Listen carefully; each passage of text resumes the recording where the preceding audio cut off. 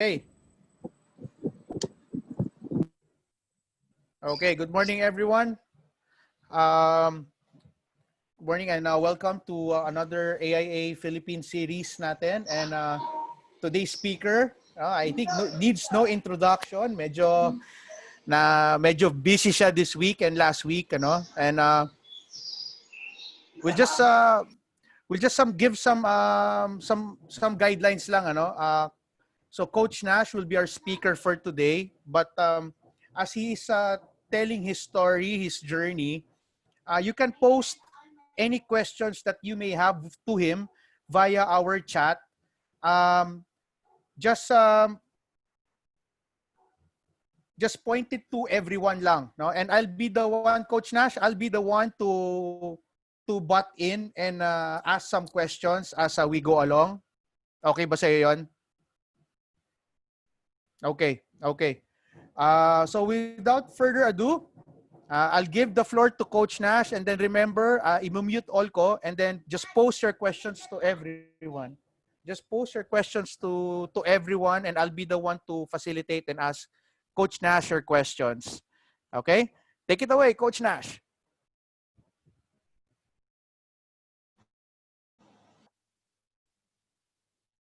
Hello. Hi, coaches. Good morning.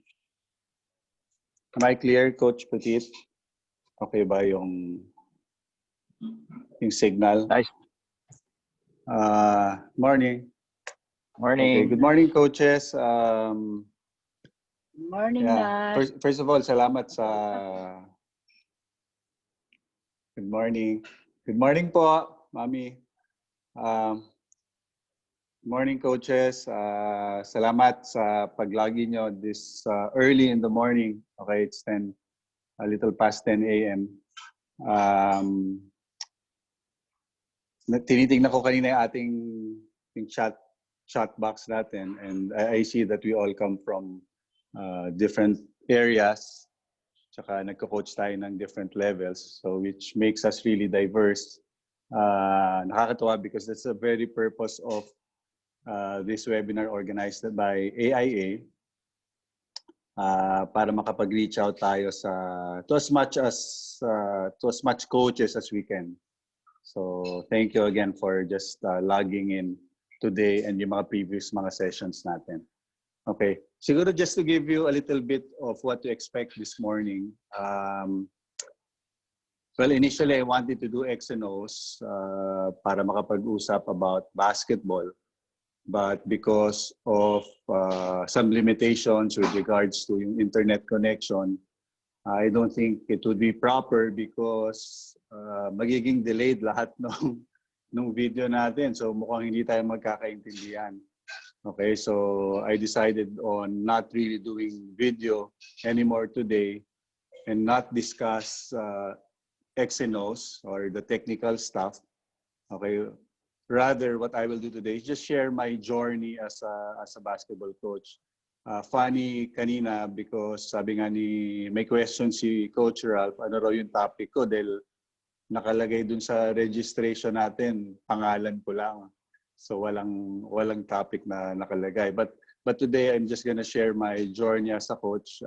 I've been coaching for 22 years. So habang sinishare ko yung aking pinagdaanan, sasabayan ko na rin ng mga learnings ko along the way, yung mga realizations ko, which I'm sure most of you coaches are going through or na-experience ninyo. So sana makarelate kayo. So I'll try to keep this short so that sa dulo, kung meron man kayo mga tanong at saka yung mga technical stuff, meron tayong time mamaya para mapag-usapan. Okay, am I clear, coaches? Naintindihan nyo ba yung hindi naman tayo nagkakaproblema sa just give me this para medyo nakakaintindi ako ng konti. Okay, thank you. Okay, so I'll start. Mag-share lang ako ng mamaya ng keynote presentation. Okay, but the only thing with my keynote presentation is unlike yung mga ibang webinars na in-attendan nyo, when you see a presentation sa screen, merong small window ng coach na nagsasalita, so nakikita nyo yung coach. Okay, but I'm not using a laptop. Ang gamit ko is iPad. So Hindi, may box doon but you won't see my face. Meron lang yata yung pangalan ko lang yata lumalabas. So which is still fine. I wanted sana it to be kind of interactive ng konti para nandun yung mukha ko but hindi possible with my gadget. Okay, so let me start. I'll share with you my screen. How do you do that? Share content, screen, start broadcast. Okay. So this is my,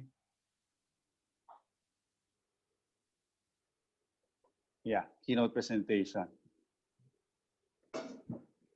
Okay, this is my coaching journey. Okay, unlike yung kapatid ko, I'm sure most of you know him, si Olsen, who had a very successful career as a player.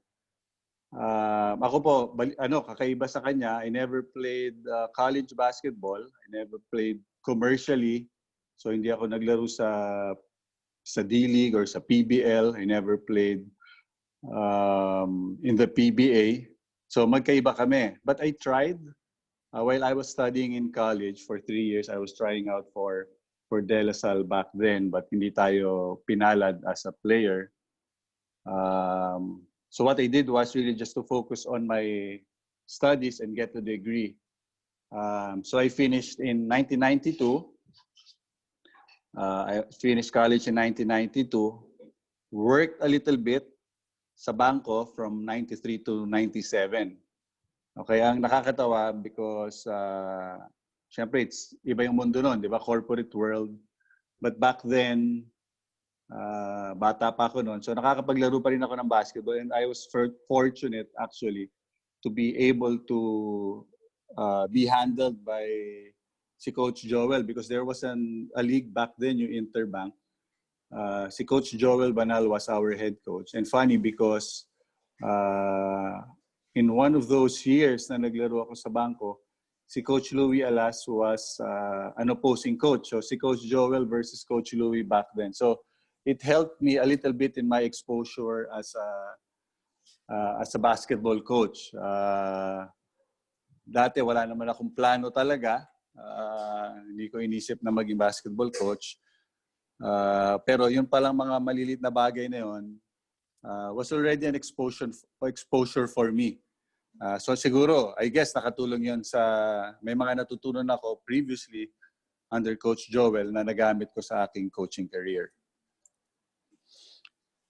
So after Citibank, 1997, I resigned from the bank without any, kumbaga, specific plans. Without any specific plans. More so coaching. Kumbaga, it never crossed my mind to enter coaching. Sa akin lang, I wanted to work corporate, give myself and my family a chance. But hindi ko nakita na maganda yung career ko sa banking. That's why I just decided to resign. Okay?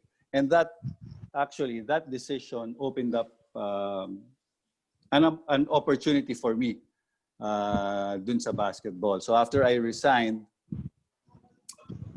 from Citibank, ang nakakatawa dito is just wala pa naman akong plano nun, but I just wanted to practice. Kumbaga, wala kasi akong ginagawa sa bahay. I just wanted to work out with some team. Nagkaroon ng liga noon 1998 yung NBA. So because syempre, kapatid ko si Olsen and he was somehow connected with Coach Binky. So nakiusap ako baka pwede ako mag-ensayo dun sa team niya sa Batangas Blades. So ito si Coach Binky. Okay? So si Coach Binky, Favis, offered me coaching opportunity with Batangas Blades. Sabi niya may opening. One of his assistant coaches then, si Coach Stephen Ong, resigned. So nagkaroon ng opening, in-offer niya sa akin. And syempre, konting pag-iisip lang, but because I love basketball, I decided to accept the job. And Hindi ko alam kung familiar kayo lahat kay Coach Binky. He's now a politician. But when he was coaching back then, si Coach Petit was under him. Si Coach Eric was also under him before. He was very demanding as a coach.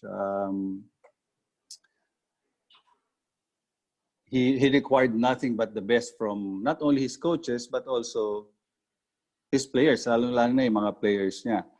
Hindi lang best effort ang hiningi niya sa amin noon eh. Grabe yung time na hiningi niya sa amin. And for most part nga, yung time away from family. So that's the sacrifice that we went through as a coach. And looking back, siguro nagpapasalamat din talaga ako because maganda yung training ko under him. Okay? So this is one thing that I learned from Coach Binky. It is the value of dependability. Okay? Value of dependability. Back then, if you are familiar with the VHS player, that's how we did yung scouting namin. Okay? Siguro just to give you, I'll share a picture. Sandali lang. Photos, maybe may picture ako dito. Okay, here. Yan. Ganyan ang setup namin dati. Okay? Ito yung VHS player. And if you wanted to edit, kailangan dalawa yung VHS player mo. Okay? Just imagine that, coaches. Okay? Dalawang VHS player. And then you have another gadget. That was our rewinder. Tas may TV kami. And that's how we did our video editing before. Okay? And compared to now, na siguro sobrang dali na because now you're just holding one gadget, yung laptop natin. Tapos doon na lang tayo nag-edit lahat. Even our downloads, doon na natin sinisave. So, mas mahirap yung trabaho noon namin. And si Coach Binky, hindi, yan ang isa sa tinuro niya, yung dependability. Because pag gumawa ka ng scouting report, kailangan ibigay mo kagad yung sa kanya. Pag sinabi niya bukas, kailangan natin i-present sa team, kailangan i-present natin. So kailangan, hindi ka pwedeng gumagawa ng excuse. Okay? Hindi pwedeng sabi mo, kasi ngayon, di ba, ang laptop natin, portable na. Nasa-charge na natin yan. So hindi mo na kailangan i-connect. Noon, pag nag-brownout, hindi ka makakagawa ng report mo. So that was a problem. And that wasn't acceptable to him. So kailangan gumawa ka ng paraan. So as a coach, that's something that we need to learn. Okay? This value of dependability. Hindi tayo pwedeng gumagawa lang lagi ng excuses sa mga coaches natin. Especially being assistant coaches. And that's something that I went through. Okay? Noong mga panahon na yon. Okay?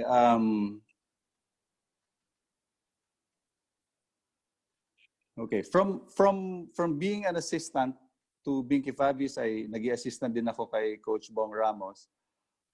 And then I got promoted to being the head coach back in 2000 for the Batangas Blades. Eventually, we won the championship in 2001. And that was my first coaching job. Okay? And right away, it was a professional head coaching job.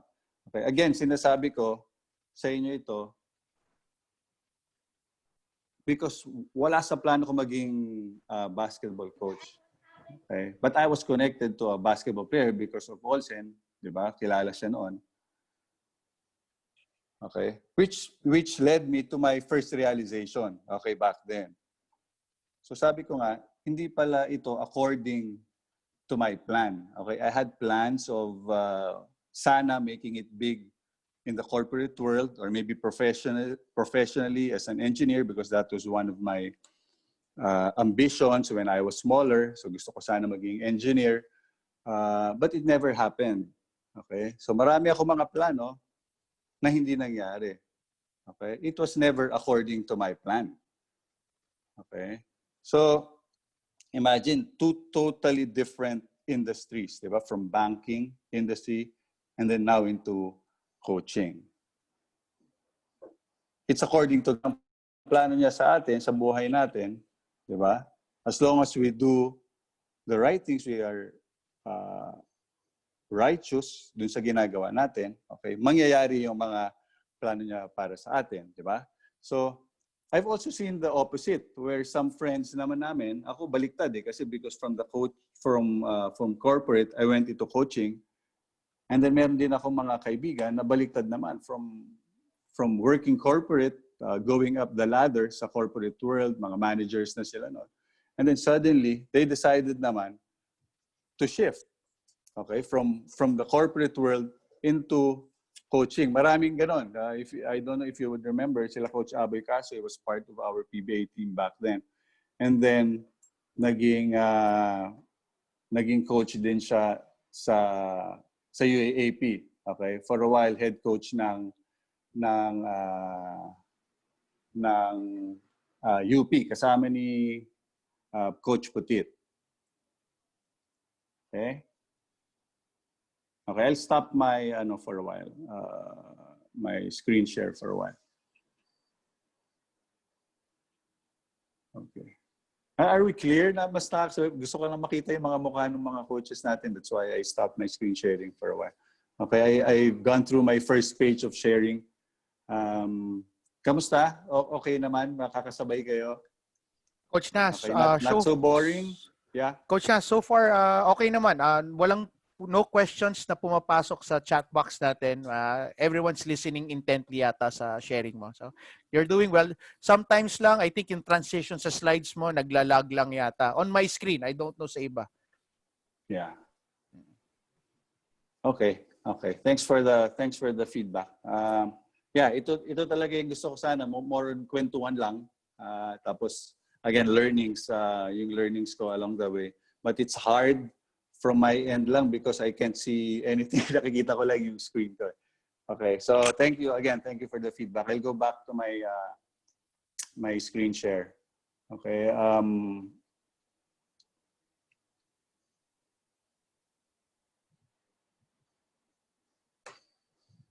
Okay. So now from the MBA, natapos kami 2002. We went to the PBL, and then eventually I made it to the PBA as a coach.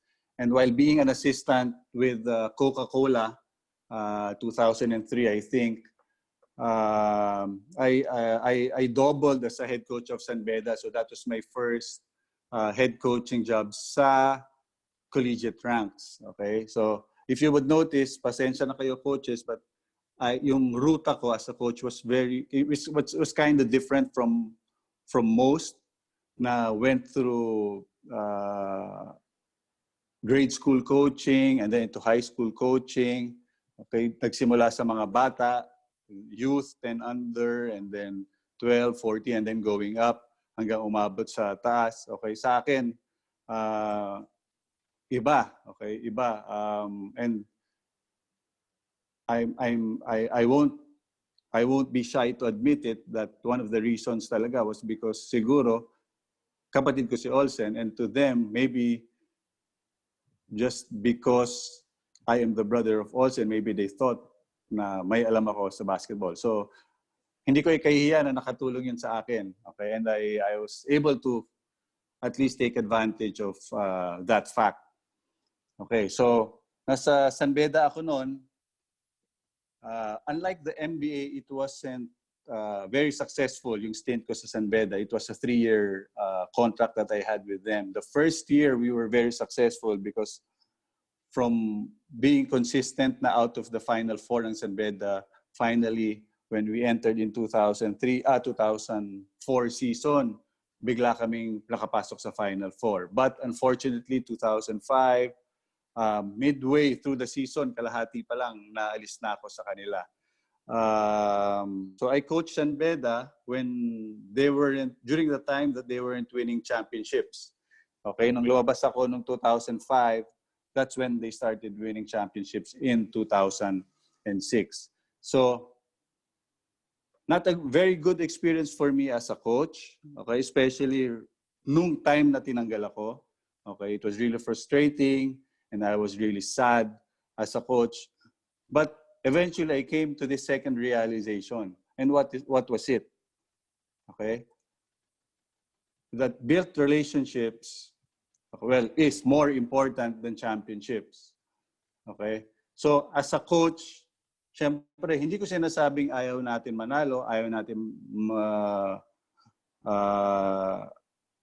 makakuha ng mga trophies at championships. Okay? It is also nice when you win championships, but at the end of the day, after that stint with San Beda, that's when I realized na ang mas importante pala yung mga relationships na nabibuild natin with our coaches and with our players. So, nakakatawa because even up to now, so if kung yung stint ko was 2004 and 5, now is 2020, I still get text messages, especially now with social media and the technology that we have. So I always get text messages, calls from my previous players, previous coaches, and yeah, just sometimes just kamusta lang, getting advice from you, coach, meron akong ginagawang ganito, nagko-coach na rin ako, ano bang ma-advise mo sa akin? And it would range also to personal stuff. So minsan, coach, ganito nangyayari sa buhay ko ngayon, anong tingin mo maganda gawin? So that shows the kind of relationship na na-build natin as coaches. And I'm pretty sure for most of our coaches here, attendees na very young, nagsisimula pa lang tayo, you would yung mga time na sinispend nyo ngayon, yung time na in-invest nyo ngayon, are very important because when you get to your, especially 40s, katulad ng mga edad namin, 40s, that's when you will see the value of those relationships. Okay? Ngayon nga, ang mga nakakatuwa because some of them, tawag sa akin, ninong, yung iba sa kanila, dad, at saka yung iba, tatay nga ang tawag sa akin. So nagkaroon ngayon ng shift. Nagkaroon ngayon ako ng shift na ang measure of success ko as a coach are not the championships, okay, but are the relationships that I've built along the way. Okay, now, while in the PBA, nag-PBA po ako simula 2003 up to now. I've been with different teams, magkakaibang teams under different coaches, running different philosophies and different systems. And all those coaches nagkaroon ng iba-ibang style. And ang longest I've worked with was from 2003 sa PBA hanggang 2012 was Coach Chot Reyes. Okay, I've also worked with him under the Gilas program from 2005 up until 2015. So, ito naman ang natutunan ko kay Coach Chot. Okay, it is the value of empowerment. Okay, I don't know if some of our coaches here have seen us practice back then with Coach Chot. But pag nakikita mo yung setup ng ensayo namin, si Coach Chot would always be on the sideline, and then he would let his assistant coaches do the work for him. Okay? Well, it also helped him relax, but to me, okay, it showed that he trusted us dun sa mga kakayan namin as a coach, yung mga ginagawa namin. So we would talk about our practice plan, ganito gagawin natin, this is something that we want to achieve today. And then he lets us, as assistant coaches, execute the practice plan. So, bakit importante yon? Okay? Because it shows that your head coach trusts you as an assistant. Okay? Ibig sabihin, naniniwala siya sa kaya natin gawin. So, now, my encouragement to you, coaches, is to learn this value of empowerment para makita rin ng mga tao under us, not just the coaches, but more importantly, I guess, the players na nagtitiwala tayo sa kanila sa mga pinapagawa natin sa kanila. Why is this important? Okay, number is because it builds confidence. Okay, it builds confidence. Napagdaanan ko yan, I'm sure most of you napagdaanan din yan, na pag nagtitiwala sa'yo, nabibuild mo as a player or as a coach yung kumpiyansa mo. Okay. Number 2, it helps them grow. Okay, nakatulong yun sa akin as a coach. And as a result, it only prepared me for yung mga bigger roles. Okay? So, yung stint ko sa kanya, natulungan ako ma-develop. Kaya nung naging head coach ngayon ako, this is something that I brought with me nung sa mga experience ko ngayon as a head coach. Okay, this value of empowerment. Okay. I had also short stints nung nawala po si Coach Shot, I had short stints with Magnolia sa PBA under Coach Shot Tangkinsen. I've also had, nung nawala si Coach Shot sa Token Text, I had a short stint under Coach Norman Black. Okay, so these are two coaches na nakatrabaho ko for a short period of time. But of course, I learned another value from these two coaches. And what is that? It is the value of value of adaptability. Okay. Okay, let me share with you some personal experience. Okay, with being under Coach Shot and Coach Norman. Okay.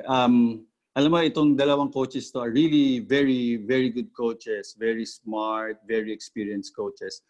But because of that, personally, my experience with them is it was very hard for me to penetrate them. Okay, siguro in a way, it was very hard for me to siguro earn their trust. Okay, so hindi ako nadalian pag may mga suggestions ako sa kanila, hindi kaagad nila nako-consider or napapakinggan. Okay.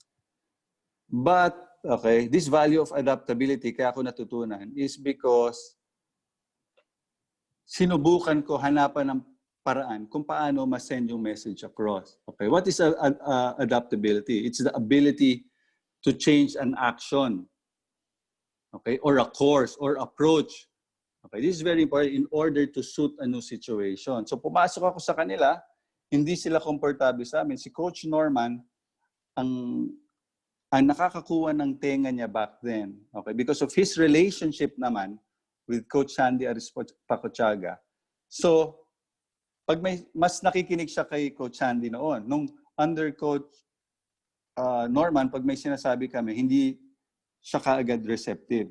So what I did was, okay, I found ways para ma-send yung message. So ako, ang ginagawa ko back then was just to talk to Coach Sandy. If I was thinking about something that could help the team, I thought could help the team, lalapit ako kay Coach Sandy. Coach Sandy, maybe we could do this, maybe we could consider this. And then si Coach Sandy yung nagsasabi kay Coach Norman. Doon mas na-accept tuloy yung mga suggestions. Okay? Ang funny because under Coach Shot, okay, I was an assistant, and during that time, my brother Olsen was still playing for his team. So pag may sinasabi ako, just like with under Coach Norman, he wasn't so receptive. So ginawa ko ngayon, kahit si Olsen was only a player, I would make the suggestions to Olsen during the game, in-game ito. So if I see that we needed to make some adjustments, lalapit ako, tatawagin ko si Coach Olsen. Well, si Olsen noon, because he was a player. So Olsen, baka pwede mo i-suggest to kay Coach Shot. And when he made his suggestion, sinunod naman ni Coach Shot. So that was something that I learned, okay, to be adaptable. So it did not really matter to me who took the credit, okay, kahit hindi na nila sa akin narinig, kahit na sa ibang tao, as long as sa akin, my very main purpose was to really help the team. So, di bali nang somebody else gets a credit, but as long as it helps the team in our pursuit for success, then I would do that. Okay, this is very important. This value is very important because I'm sure we are all aware of it, that the world is always changing. So, ibig sabihin, this value, kailangan meron tayo palagi. Because as the world changes, okay, we should also change. Okay? So now, I had stints with, time out, I'm done with my, okay. I'm done with my second. I just want to. Okay. I just want to go. I just wanted to go back dun sa screen natin. Okay, and check on you guys. Okay, clear pa kayo? After this, I have 1.5 more pages. Okay, so clear. Nakakasabay naman kayo with our learnings, my realizations as a coach. Okay, my hope is that all of you would be able to relate. Okay, kasi alam ko yan din yung mga siguro pinagdadaanan ninyo as coaches. Okay, so tutuloy ako. Tuloy mo Okay? lang, coach. Konti na Tuloy lang mo ito. lang, coach. I'm keeping tabs of their questions naman, and then ibabato ko na lang later when the time is right sa'yo. Okay. All right. So naka 30 minutes na ako. Konti na lang. At tatapos tayo in another 15 minutes. Okay. Oh, sorry. Share content again. Screen. Start broadcast. Okay. So where is my keynote? Okay. So I also had stints under Coach Jong, with Chico, Coach Ryan, Coach Eric Altamirano under different teams. Okay. But in late 2012, okay, ito na yung another coaching opportunity for me came up. Okay. And that was to coach FEU. So kumbaga another collegiate stint for me. Okay. In a way, we had a successful run from 2013 all the way up to 2016. Okay, where we won championship in 2015. That was season 7-8. Okay, I'm sharing with you this experience, but I want you coaches to focus on not on the championship of FEU. Okay, but the period.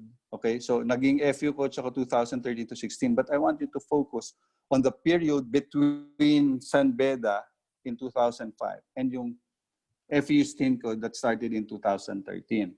So during these times, okay, nawalan ako ng opportunity as a head coach. So ibig sabihin, from San Beda coach, it took me another 8 years to be able to come back as a head coach. And that was something that I desired back then. Sabi ko, especially after being a head coach Batangas MB and then nag-transition sa San Beda. So right after that, I wanted to kumbaga bounce back right away and be a head coach right away. Okay, but it never happened, and it took me 8 years bago nangyari yun. It was really frustrating for me during those times. Kahit na gustong-gusto ko, I always prayed na sana the Lord would give me another head coaching opportunity. But hindi nangyari. You know, the turning point during that time was when I realized that despite not getting a head coaching job in 8 years, okay, the thing that I wanted badly, okay, na-realize ko. I don't know how. In one of my reflections, bilang nakita ko, na 8 years nga ako hindi nagiging head coach.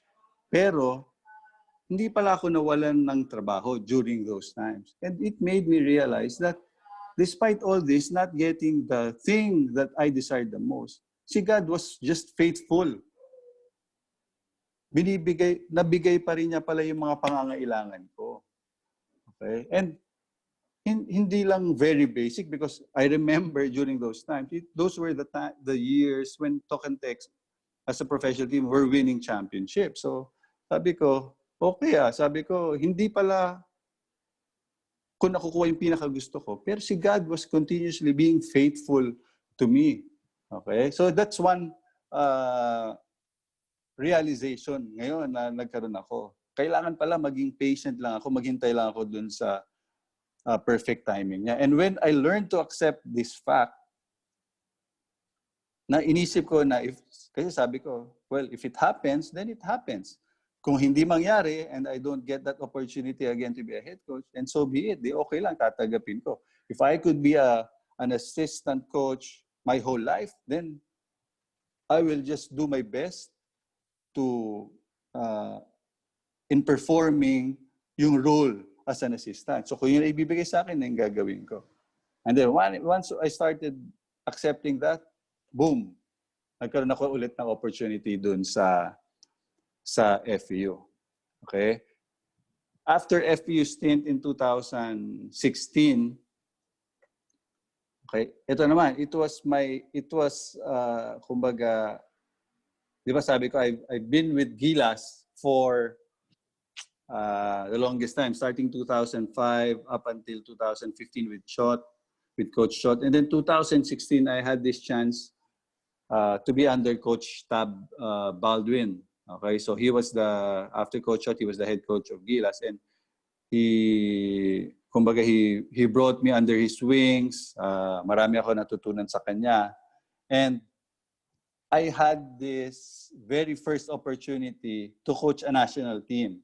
Okay? So naging head coach ako. Pero nakakatawa sa storya nito because it wasn't a plan that they had, but I call it a head coach by default. Because in 2016, si Coach Tab was the appointed head coach, but I'm not. He was going through something. Maybe I think that was during the time he got the head coaching job for Ateneo. So because ang storya nito was that why do I call it by default? Because one night, si Sir Butch Antoy, the team manager who was part of SBP, called me and had set a meeting with me. Sabi niya, Nash, are you willing to coach our national team? Ito yung cadets who played sa Thailand sa SEABA Cup. Sabi ko, of course there was interest on my part. Sabi ko. Pero ano yung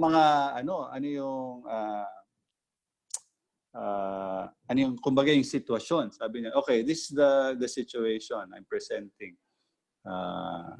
You'll be the head coach. Okay, you have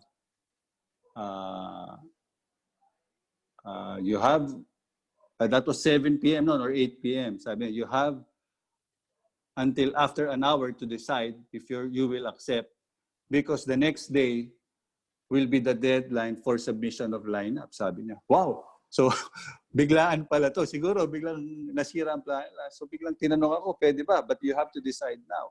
Bukas magsasabit na tayo ng list ng lineup natin. Okay. Kailan yung liga? It's 2 weeks, parang 3 weeks from now. So, you have 2 weeks of preparation. So,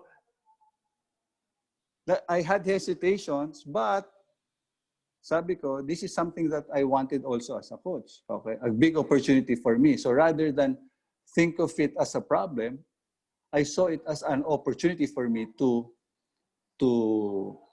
perform. Okay. Anyway, okay, this is one value that I learned. I just put it under Coach Tab Baldwin. Okay, but this is the value that I learned, the value of preparation. So bakit ko tinanggap yon? Because I always preach to my players that you need to be prepared for the moment. Okay? So, yun ang lagi namin sinasabi sa players. You prepare yourself. Hindi pag dumating lang yung pagkakataon. Okay? I-prepare mo yung sarili mo for the moment na yung moment na yun darating. And ito, unexpected to me, but I knew personally na prepared ako. So, that's why I accepted the job.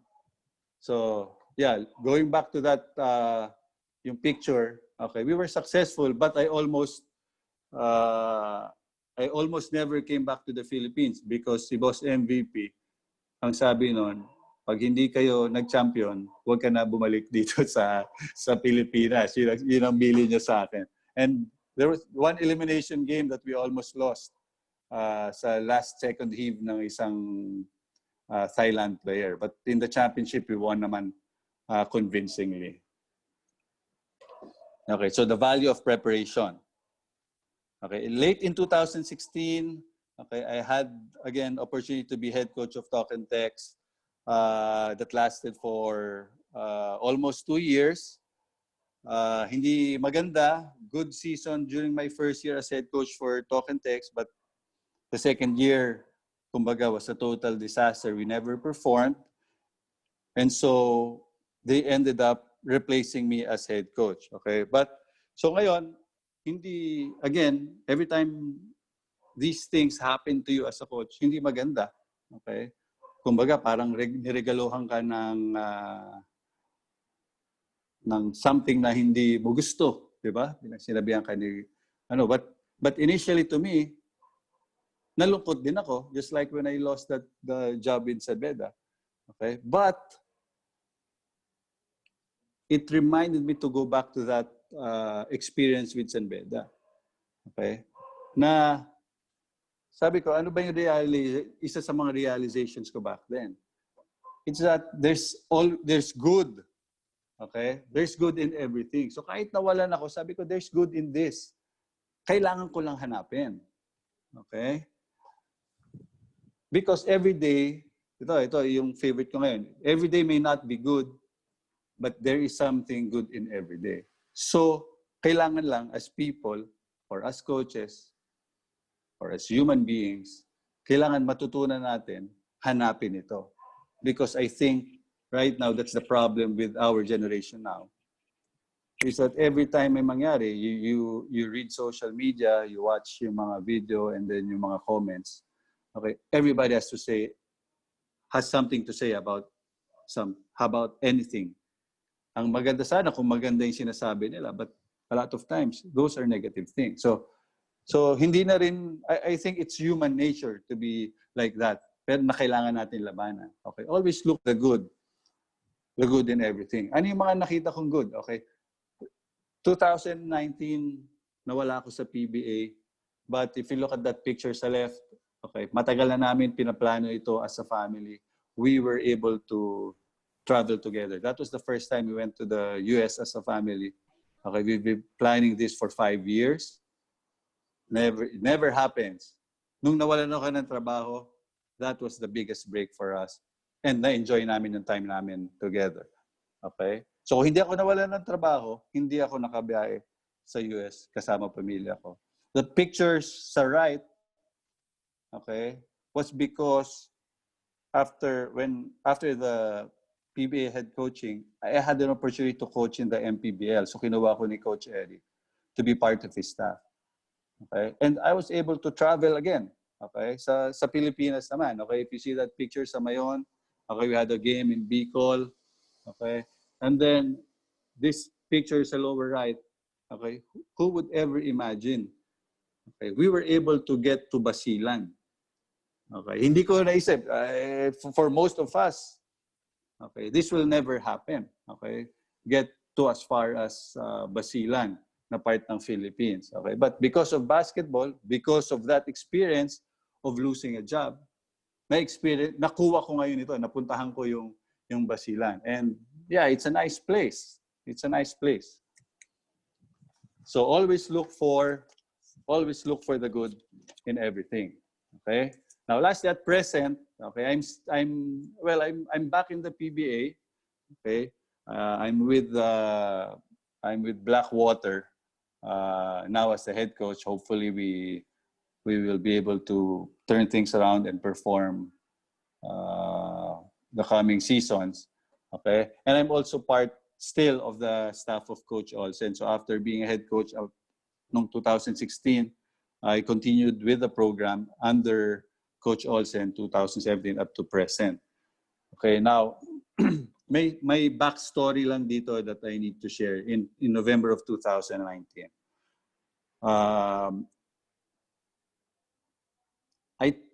I had to choose between. I had two options back then. Number one is the LSU. Okay, so they talked to me. They wanted me to coach their college team. That was before they talked to Coach Derek. Tapos, kumbaga simultaneous sabayan, DLSU and Blackwater. Yun yung mga options ko. But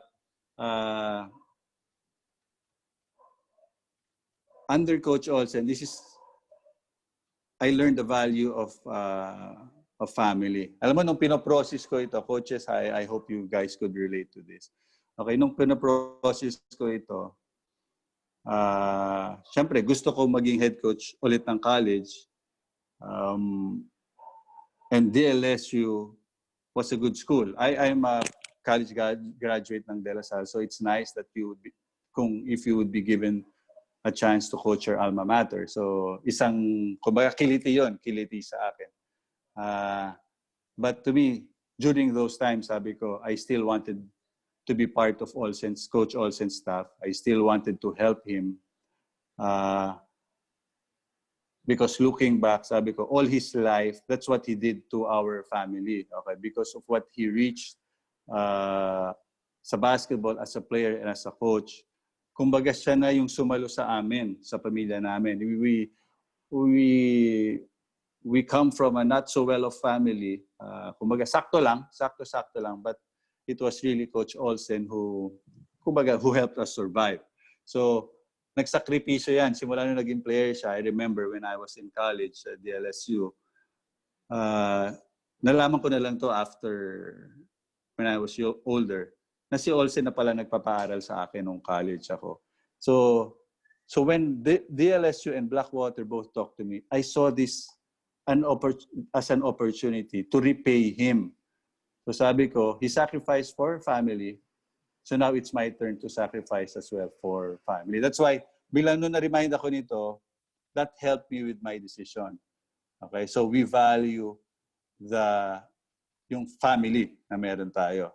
Okay, again, not only because si Coach Olsen is related to me by blood, okay, but because, you know, at the end of the day, yung mga people, yung mga tao na nakakasalamuho natin every day, the people that we work with every day, the coaches that we go to battle with every day, okay, they become family to us, okay.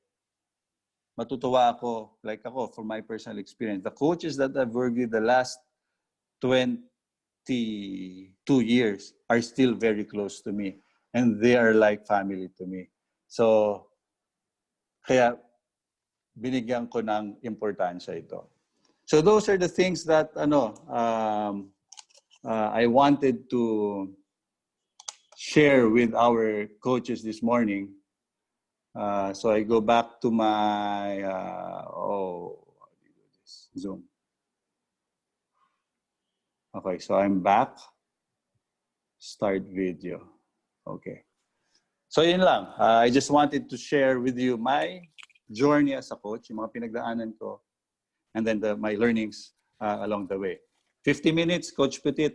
Lumagpas ako ng 5 minutes. I'm so sorry. Okay lang. No, Coaches. it's okay. I think yung mga nakikinig naman would want more, no? Bitin pa. But ang ganda ng mga shinare mo, Coach Nash, no? Especially for me, yung realization number 3 that very timely that God is indeed faithful, no? Na mga nakapos lahat ng mga buhay natin. Yung iba baka natanggalan pa ng trabaho. But yeah, there's something cooking, no, for us na we just have to wait patiently, no. Coach, may mga ilan lang na napansin lang and then some questions na it looks like, no, sa mga participants natin that it was not really a hard time for you to get to the pros, ano. Ikaw nga nag-share kanina, you opened it up na medyo kakaiba yung route mo, no, going to where you are now. But despite the route, the journey that you had, no, what are the particular struggles that you faced, especially dito sa pros? No, I mean, not reaching to the pros, but rather kung nung nasa pros ka na, what were the struggles? No, baka doon naipon lahat ng hirap eh.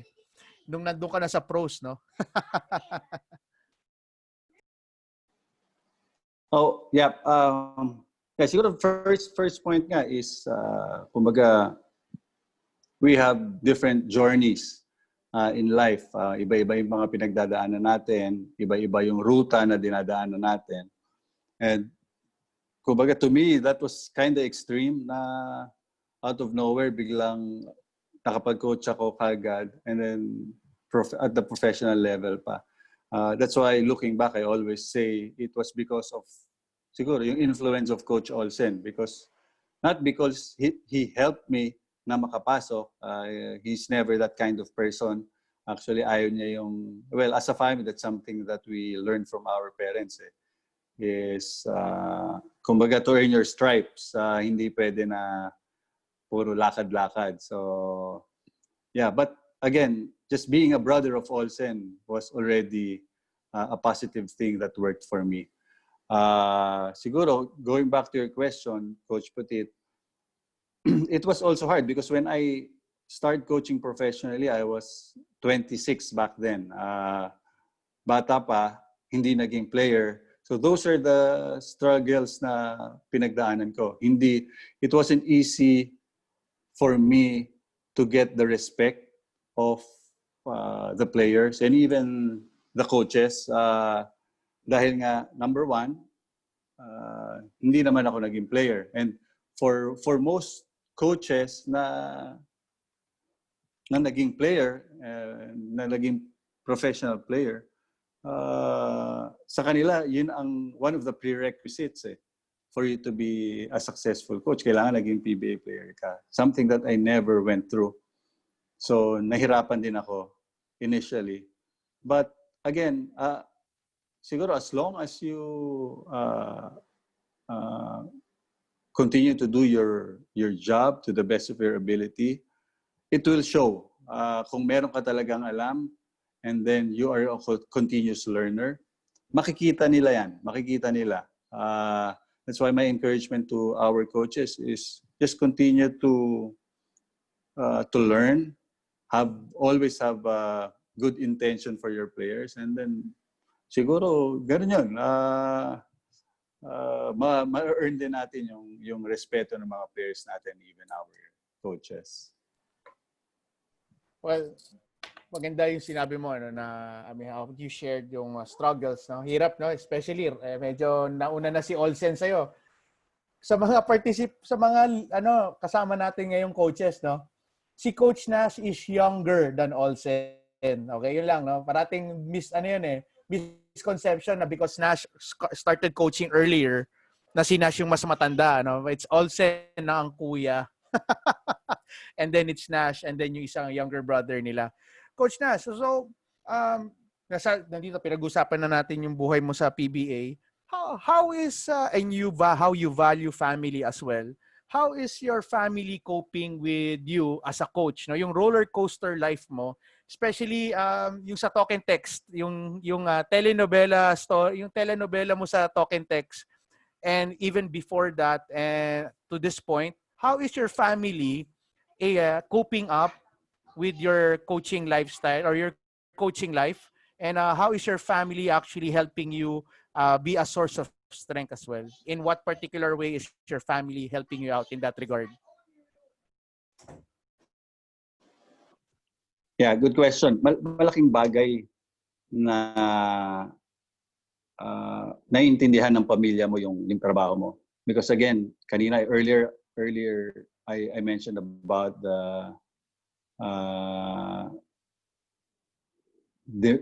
how Coach Binky demanded time from us before. So just to give you a little picture, nung nasa Batangas Blades kami under Coach Binky, we practiced from 9 to 12 in the morning. After our practice, we would go straight to our quarters. So we would watch video from maybe 1 o'clock up until 5 or 6 o'clock, or sometimes 8 o'clock. So you really lose time with your family. So alam ko marami sa ating coaches nakaka-relate sa ganun.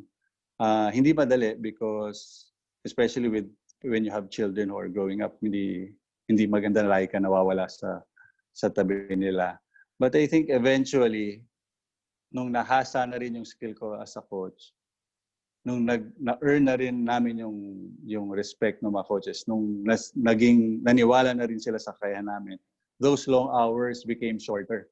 So it became an advantage to us. So from working, let's say 8 hours, slowly naging 5 hours na lang, hanggang mamaya 3 hours na lang. And then eventually, yung coach would just send work home. Doon mo na lang gawin. So naging flexible na rin kami. Yeah, it helps that my wife understands that. So minsan pag nakita nagtatrabaho ako, meron kaming konting separation. My kids, alam nila, kinalakihan na nila yan na nagko-coach ako eh. So they learn to accept that na din. And it would be nice, I encourage our coaches to make them part of your kumbaga coaching journey, your coaching life. So like ako, I remember when anak ko bata pa, when I watch video sa bahay, nandun din siya sa kama, nanonood siya, nandun sa paahan ko. Tapos nanonood siya ng video. I always bring them to the games. Okay, I make sure that if they don't have something sa school, I make them watch our games, manood din sila. So, to me, that's still time well spent with them, kahit na nagtatrabaho ako.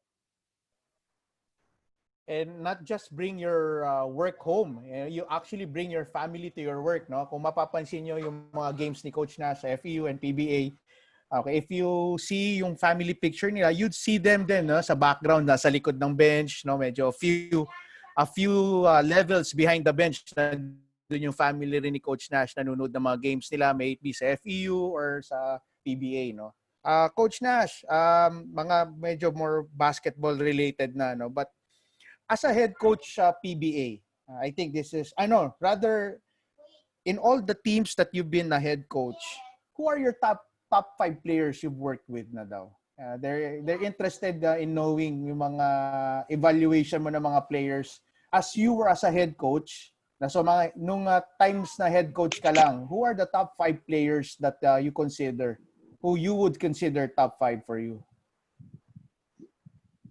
Oh, I don't really base it on talent. When I get questions like those, I don't really base it on talent. Yeah, I always remember si Mac Bello, one of the nicest players that we had then sa FPU. Ito mahirap, ano yan. I can't really give maybe my top 5, but I'll mention some top players na nagustuhan ko katrabaho. Si Mac Bello is one. Because, kumbaga, in a way, he led by example. Tahimik lang siya, doesn't talk much, pero sinisigurado niya na nagtatrabaho siya. And even when he was injured, nag-ensayo pa rin siya. That's the kind of attitude that he brought to the table when we were in FPU. I think later on, other players learned that as well. I hear good things about Roger Pogoy now sa talk and text. Ganun din siya magtrabaho. So, sa San Beda nun, I remember sila Jeff Bumbeo, sila Marco Arbole, those are the guys that really worked hard. Similar to Mac Bello. Tahimik, pero they led by example.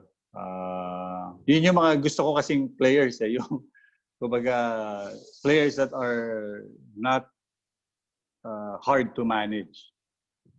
So, syempre, alam naman natin lahat coaches na if you have players like those, mas napapadali yung mga trabaho natin.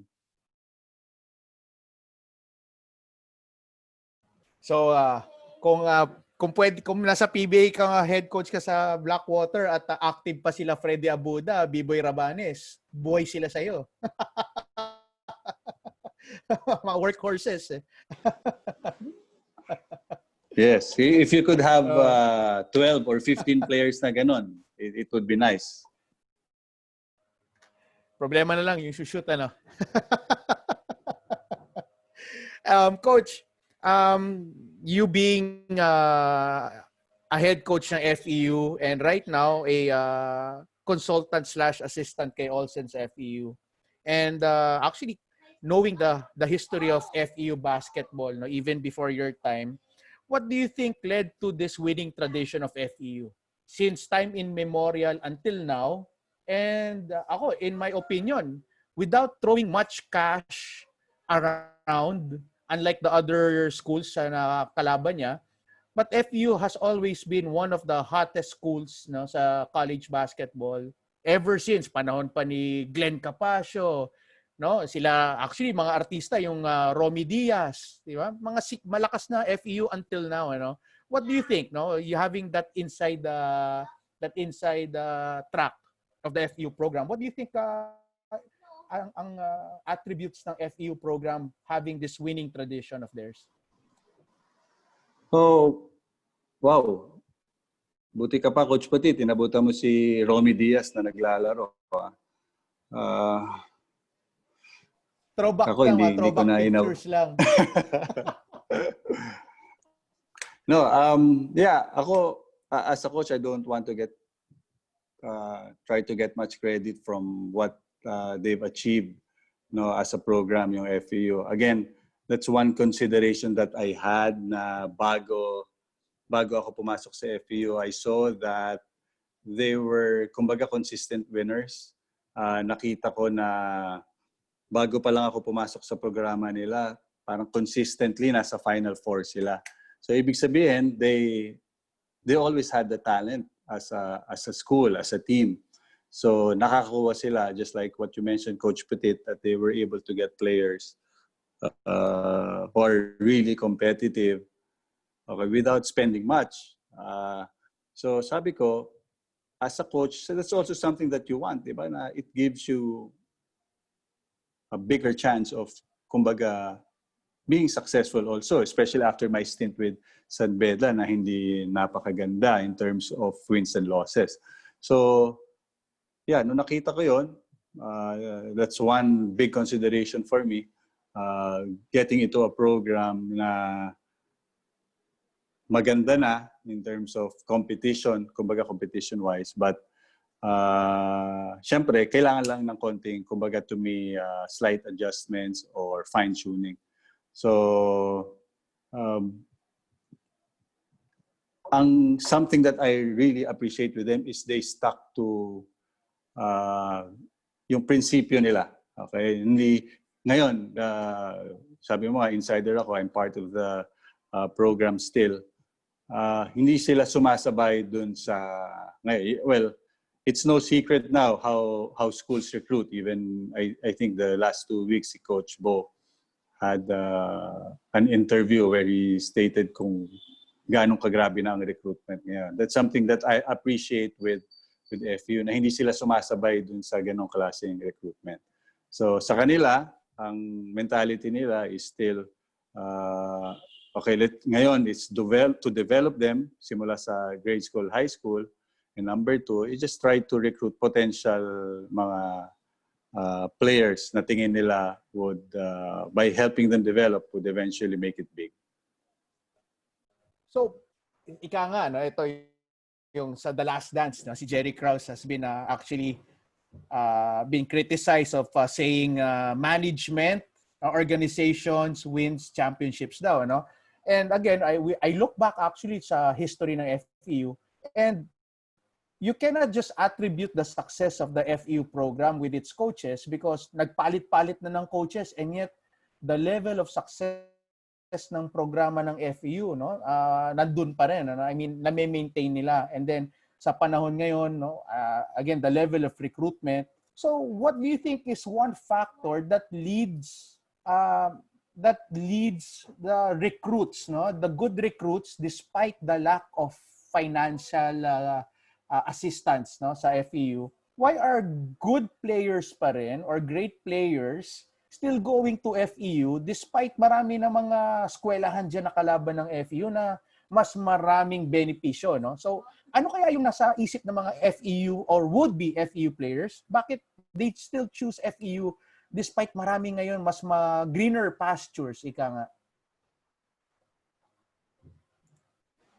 Well, siguro number 1, Coach Putit, is coaches, number 1 is, of course, yung track record. So it becomes an easier sell, okay, pag ang track record mo ganyan, di ba? So sabi mo, if you look back even before this decade, di ba, nanalo na yung FU. Those were during the times of sila Coach Turo Valenzona, sila Coach Amador, di ba? All hanggang dumating dito, di ba? Sila Coach Koy Banal, those coaches, Coach Bert nanalo din. So pag naging ganun kasi ang track record mo, hindi ganun dapat kahirap magbenta ng programa. And that's something that we did with FU. Whenever we talk to potential players, syempre ang binibenta namin is the program, number 1, kung paano makakatulong sa kanila as players. Syempre, at the end of the day, yun ang sisilipin nila. At saka when you talk to the parents, di ba, paano ba matutulungan yung mga anak nila to become better players and also better individuals, better people. So pangalawa, I guess it made it easier also dahil meron din kami mga relationships with some people. So siguro yung mga experiences namin before, nagkaroon kami ng interaction with some people. Yun, nakatulong din yun sa amin. I'm sure a lot of our coaches here would relate to that. Kahit na magkakaibang level tayo ng kino-coach, minsan elementary, di ba? Yung mga nakasama natin dati. Minsan, pare, daling ko naman sa'yo yung anak ko. Tingin ko, makakatulong ka sa development niya. Sige, sa'yo ko na dadalhin. Kesa dun sa kabila. So, gano'n. Nakatulong yan sa amin, sa FEU. Exactly, no, rightfully so. And I really get a kick out of mga coaches pag ini-interview. And when they talk about their program, na may programa na daw sila, but the thing that they highlight always is the financial backing. Ano? So, yun lang ang, I think, what separates really FEU. No? It's really their program. And I take back, the coaches have a really big hand in the success of the winning tradition of FEU, just because also the organization of the FEU program knows how to select good coaches, no, to run their to continue on with their winning tradition. So great job by FEU. Yeah, ito, Coach Petit, lang. Coach Petit, if I may add, when you do recruitment, I think it also helps when really you become honest with the player at saka yung mga parents, because ngayon kasi ang battle is in the recruitment. So minsan, we as coaches, there's this tendency of making kumbaga false promises. We will make you this, we will give you this. Pero at the end of the day, hindi pala mangyayari. Okay, it's very frustrating. And then with the very small industry that we have, kumakalat yan eh. So siguro my advice to our coaches is just be honest with them. Kung anong kaya mo ibigay, yun lang ang sabihin mo. And sometimes ako, when I talk to our recruits, that's part of my selling. We sell kung ano yung wala kami. And then I turn that to be an advantage, a positive thing for the potential player. Sa mga eksakto yung coach na siya, no? We are all basketball coaches here, no? Hindi tayo culinary artist. So wag na kayong cooking, no? Mag-coaching na lang kayo. Coach, ang ganda nung experience mo also with the MBA. So, eto magandang tanong lang, ano. For now, I think we only have 2 more questions left, no, na naka-post. Who is one MBA player who did not make it to the PBA, pero you honestly feel na pang PBA but was not able to get that time of day na mag-PBA? One MBA player in particular for you? Siguro it's easier to remember if I would just think about yung team namin sa Batangas Blades. One player that I remember was si Ralph Rivera. I really felt that he was right for the PBA. But just like siguro most of us, sometimes it's about timing eh. Even as coaches, minsan hindi lang nagtatama yung tadhana, yung timing. Minsan pwede ka na, hindi dumadating yung pagkakataon.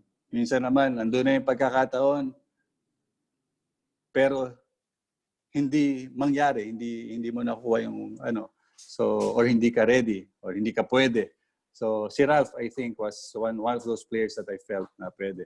Si Jeffrey Sanders, well, he made it to the PBA, I think, for a few games. Pero he's also one player that I felt could have. I think nag-Ginebra siya. I think he's one of those players na I felt could have made it big in the PBA also. Kung napunta siya sa tamang coach. Yeah, I think everything is also dependent on the timing. One of the last questions, galing sa ating kaibigan, yung wife ni Coach Renny, si April, si Madam, na nagpapahinga ngayon, nag-iingat. How mentally challenging daw kalaban ng Ginebra? And why? Why would it be a Alam mo, mahirap. why would it be a challenge to play against Ginebra? It's it's really hard when you play Ginebra. Tama ka, it's mentally draining when you play them because unang-una, mentally you already think that you are at a disadvantage when you play Ginebra. Because number one, they have the biggest crowd and laki ng following nila. So pag nasa gym, punong-puno, puro Ginebra fans, there's always pressure not just for the teams, but even yung mga lahat ng nasa gym. So mahirap. But I always enjoyed when I coach against Ginebra. Okay? Mahirap sila kalaban, pero masarap din. Lalo na ngayon, nandun si Coach Olsen sa kabilang bench. Nakikita ko siya sumisilip sa akin. So, na-excite ako nun pag naglalaban kami ni Coach Olsen. So, yun, no? It's 11:22 and coaches, kung may mga tanong pa kayo, no? I think we have a few minutes to spare. Really, no, ang ganda nung how you presented it, coaches, yung journey mo, no? Yung mga realizations mo. Very good content. I think a lot of our coaches, no, though they feel like na mas nagtagal ka kagad sa PBA and sa MBA, no, na hindi sila makakakonect sa'yo. But you made your presentation very well. I think that they could relate to most of what you've shared, no. Personally, it's really very timely how you presented yung just waiting upon the Lord, ano, yung being patient, no. Kaya nga you were not a head coach for 8 years, but in those 8 years, God was preparing you to be a head coach. Kasi 8 years kang ginawang assistant coach under coaches who are really good, no, who really taught you a lot of things to pave the way for you being a head coach. So sa mga kasama natin, no, ganun din naman we might not be where we are, we may not be where we want to be right now, no, but at this time, I think it's just a moment of preparation for us. No, so in time when we get for opportunities, at least we're ready. But I think the question would be, are you preparing right now for that eventual opportunity in the future? So napakagandang shinare ni Coach Nash yun, no, about his journey, about preparation, about at the end of the day, Coach Nash's journey is about perspective. I mean, a lot of things happen to a lot of people, but it's how you look at things that how you turn it into a positive, ano. And I think that's one takeaway na nakuha ko, Coach Nash, no. Thank you. Ayun, may nagtanong. Where to recruit between Pampanga and Cebu daw? Saan ka daw pumupunta? I think that's a hard is a very wide question, you know. Maybe coach, a better question would be what are the attributes that would get your interest sa mga players na nagta-tryouts or mga rini-recruit nyo? What are those consistent things that you look at para maging interesado ka sa isang player? Well, of course, yung physique, kailangan nakikita natin yan, di ba? Doon naman natin i-base yung potential na kakayanan ng player, di ba? So ano itsura ng player, tinitingnan natin minsan. But very important that you also you study the background ng player. Ano, magaling ba talaga? Minsan kasi, syempre ang mata natin as coaches, very different. So some coaches would see them as really good players. Okay? Pero minsan, as a coach, I personally would want to see this specific person play. So, kasi syempre, other coaches would have their own assessment, but I want to make my own assessment of the player. So kaya ako noon, I would always request na mapuntahan ko yung player. And one player that ito I remind, nung nasa San Beda ako, isang player lang talaga ni-recruit ko. Okay, that was Pong Escobar from Davao. So I remember during his first stint here sa Manila, anong liga ba yan? Basta yung so naglaro dito yung team nila from Davao, Holy Cross. I saw him after one game, nakita ko yung mga coaches naglapitan sa ibang players. But hindi ganun karami lumapit kay Pong Escobar. But I saw something in him during that time. So ngayon, nung the following year, so because of that experience, kinausap ko na siya. Pumunta ako ng Davao para kausapin siya. And the funny thing was, the following year when he played, ang laki nung ginamp nung game niya. And the following season, mas maraming coaches ngayon yung kumausap sa kanya. But because of that, kumbaga, nagkaroon ako ng first base just by talking to him initially. Nakatulong sa pag-recruit namin sa kanila. So, siguro, malaking bagay na coaches, kayo talaga mag-assess. Sometimes wag tayo maniwala lang sa ibang coaches na nagsabi about a certain player. Yeah, and Pong Escobar turned out to be one of the really key players, no, sa programa ng San Beda, and a John Stockton of sorts, no, kung hindi pa sikat si Steve Nash, mga ganun pa yung style niya, no, working very well with Sam Ekwe. But eto coach, no, syempre itong mga coaches natin right now, may mga kanya-kanyang mga players yan that they would want to recommend, no, sa Manila. And we know how hard and how expensive, no, magpapunta ng bata sa Manila para lang mag-tryouts. So maybe one question, no, that even me, no, in my mind. Siyempre, pwede nating sabihin na yung mga bata sa probinsya magagaling just because sa mga kalaban nila, mga kapwa, mga players nila doon lang, hindi mga forgive me for saying this, coaches, pero yung kalidad ng competition sa mga probinsya is different, way lower than I think yung competition dito sa Manila. So, pwede tayong maniwalang magaling yung player sa lugar ninyo because yung competition doon baka mahina. And then ngayon, gagastos kayo ng malaki o yung pamilya ng bata, paggagastusin natin para lang pumuntang Manila to try out just to see na first 5 minutes pa lang ng scrimmage, ayaw na nung coach sa Manila. So parang ang laki nung sayang na gastos, What would be a good Coach Nash, what would be a good marker, no, para sa mga players ng mga probinsya, itong mga coaches natin, para hindi naman sayang yung effort din talaga ng mga bata. You said you wanted to really see the kids play, ito nag-experience ko. I don't know if nag-experience mo rin, Coach Nash, but going to a province para panurin yung bata, mapapabilib ka. Dahil again, ang kalaban nila is that level of competition lang. Tapos pagdala natin sa Manila, naku, medyo bumaba just because yung kalaban nila mas magagaling pala. But are there anything that they can do in the province or anything that they should look at so that mas malaki talaga yung chances of success ng mga batang ire-recommenda nila para hindi naman sayang din yung gastos going to Manila para sa tryouts and then 5 minutes lang, wala na, upo na siya sa tryouts tapos di na siya pinabalik ulit? Yeah, coaches always look for the bigger picture.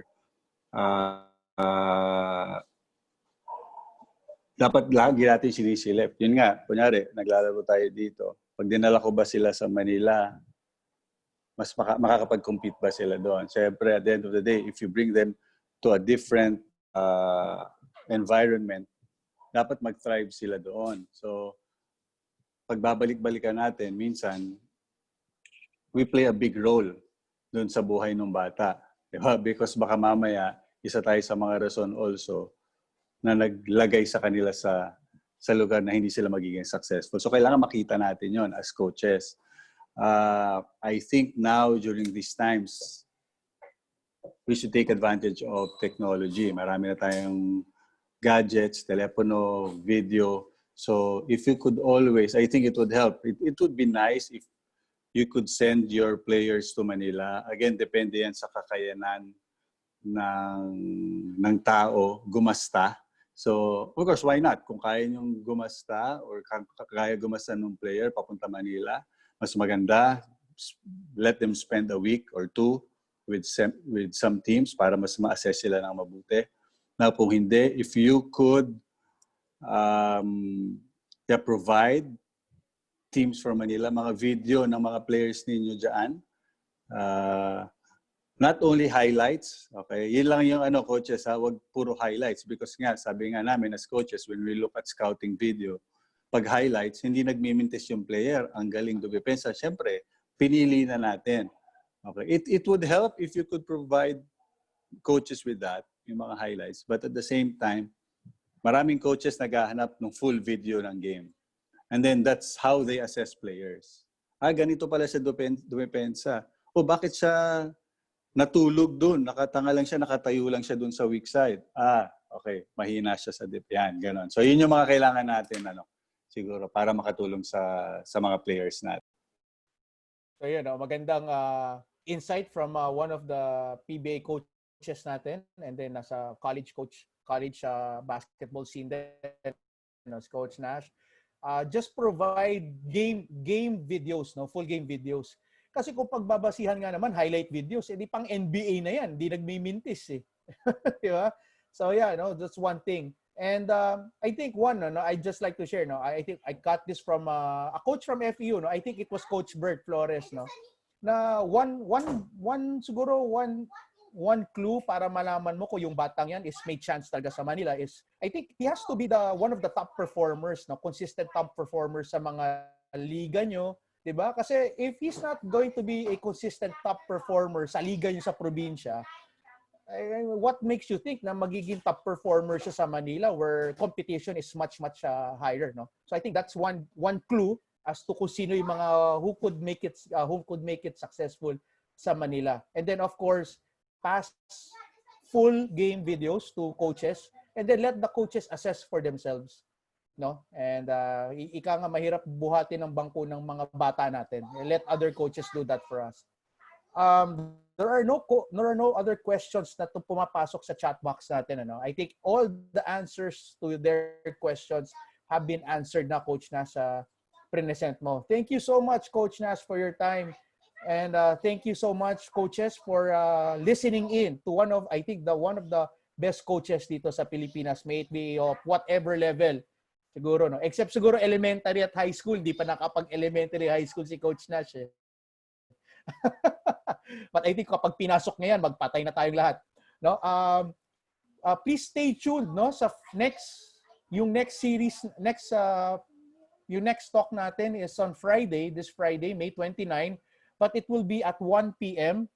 because our speaker will be coming from the US pa, And it's Coach Coy Banal, again of the famed FEU program also, and also coach the San Beda team. Coincidentally, after Coach Nash left San Beda, it was Coach Coy pumalit kay Coach Nash sa San Beda at that time. And kanga ni Coach Nash kanina, hindi nagpapanalo pa masyadong San Beda noon. Pagdating ni Coach Coy, namunga yung mga pinuhunan ni Coach Nash, namunga sa panahon ni Coach Coy, kaya nag-champion na si Coach Coy at ang San Beda.